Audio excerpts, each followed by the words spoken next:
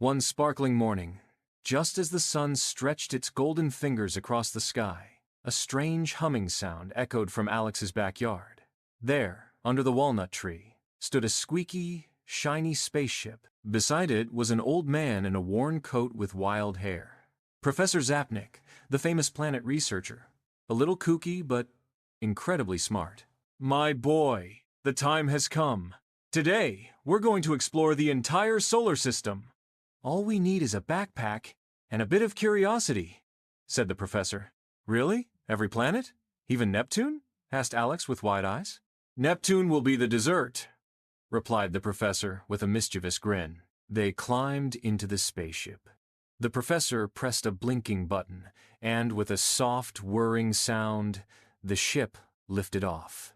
Inside, the spaceship was full of curious gadgets that ticked, blinked, and beeped. There was even a tea kettle that measured gravity. Alex's eyes sparkled with excitement as he buckled into his jelly-soft seat, while the professor pointed at flashing lights and muttered about quantum spin stabilizers and interstellar snack dispen, and muttered about quantum spin stabilizers and interstellar snack dispensers. The garden vanished, the houses shrank below, and soon only the stars glittered around them. First stop, Mercury, the closest planet to the sun. Its days were scorching, their shoes almost melted, but in the shade they nearly froze. "There's no atmosphere here, but if there were, a whisper could be heard over the mountains," explained the professor. "Did you know a year on Mercury is just 88 days? That's like having your birthday 4 times in one of our years," said Alex. "It's like the sun forgot a slice of summer here, but the shadows brought winter with them." On Venus, thick, poisonous clouds swirled, and the heat felt like a giant lava sauna. Lightning flashed in the sky without a single drop of rain, and the surface pressure was so strong it could crush a submarine. "The atmosphere here is 96% carbon dioxide. A true greenhouse inferno," puffed the professor.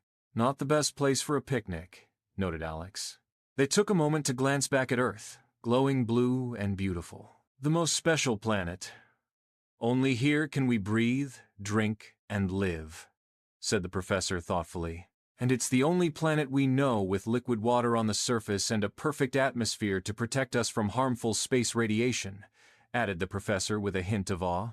"Good to know we're coming back here," replied Alex, relieved. Mars was full of swirling dust storms, but in the distance they saw traces of ancient riverbeds. "There may have been water here once, maybe even life," said the professor mysteriously. "If there were Martians, do you think they'd be friendly?" asked Alex curiously. "Only if they like sandstorms," chuckled the professor. As they approached Jupiter, Alex's eyes widened. The planet was enormous, a swirling ball of colorful gas, slowly rotating in space like a sleepy giant. They couldn't land. Jupiter has no solid surface, only thick layers of gas and crushing pressure that would flatten anything trying to touch down. Jupiter is the largest planet in the solar system. It's over 300 times more massive than Earth, and it spins so fast that a day here lasts only about 10 hours, the professor explained excitedly. Among the swirling clouds, a reddish vortex churned the famous Great Red Spot, a gigantic storm that has been raging for at least 300 years. That spot is a massive cyclone, 3 times the size of Earth. The winds inside it are so strong, even our spaceship would shake, shouted the professor in awe. "Look, Professor, there are its moons," Alex pointed, full of excitement. At Saturn, the icy and rocky rings sparkled around the planet. "The rings aren't solid, they're floating fields of debris," explained the professor. "It's like a giant space carnival," exclaimed Alex. "Uranus spun sideways, as if it were lying down to sunbathe in space. Days and nights here can last 42 years, quickly calculated the professor. And it's the only planet that rotates almost completely on its side, as if it had been knocked over long ago, quickly calculated and explained the professor. "Then a school year would last forever here," joked Alex playfully. Their final stop was Neptune. Cold, blue, and wildly stormy. "This planet has the fastest winds in the solar system, up to 1,300 miles per hour, shouted the professor. And despite being so far from the sun, Neptune still radiates more heat than it receives, shouted the professor, clearly impressed. That's even faster than Grandma sweeping the porch, teased Alex. At last, the spaceship landed gently beneath the walnut tree. The stars still shimmered in Alex's eyes, and the world felt the same, yet somehow much more magical.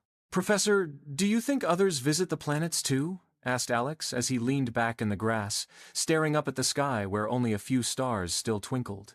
Maybe. But I'm quite sure none of them tell as many stories or ask for as many interstellar snacks, replied the professor, laughing in a way that made it feel like the whole universe was laughing with him. And so ended a wonderful journey through the solar system. The planets are different, strange, and fascinating. But the real adventure begins with a curious mind, a brave heart, and a slightly silly professor who believes in the impossible.